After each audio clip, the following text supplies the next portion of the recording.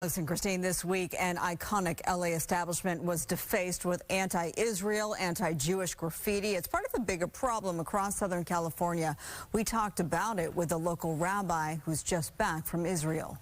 People are starting to feel like, when I go to work, who's sitting next to me? Rabbi Chaim Metz of the Chabad of Bel Air says Jewish people are uneasy at work, on campus, just living their lives.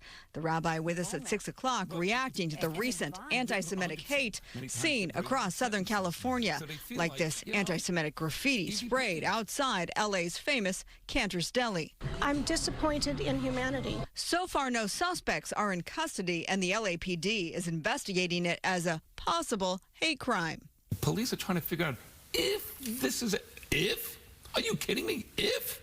Metz is one of 10 Southern California rabbis who recently traveled to Israel, donating supplies and $500,000 to victims of the war. We went to the army camps. We went and sang with them. We went to the hospitals.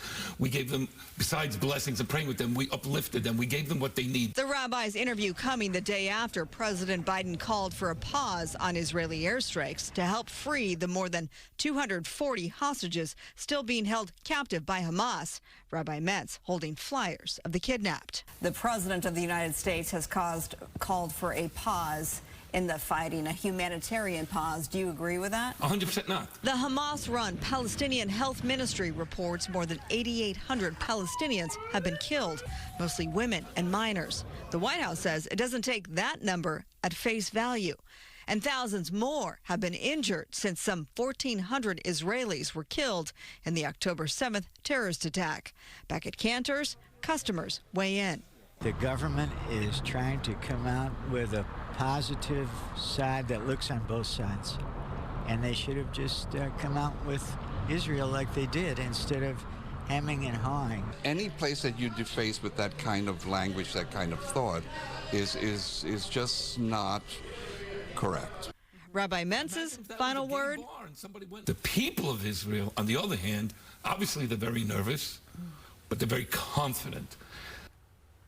The people of Israel can expect another visit from Secretary of State Antony Blinken. He is traveling there tomorrow, hoping another diplomatic push will help free those hostages. We know there are some members of Congress that have officially called for a ceasefire in writing. What about the White House? Well, so no official statement from the White House. It was during a closed-door meeting last night when the president was on a campaign stop in Minneapolis when he said, we need to pause for humanitarian reasons. That official statement has not been released from the White House thus yet. So much loss on both sides. All right, Marla, thank you.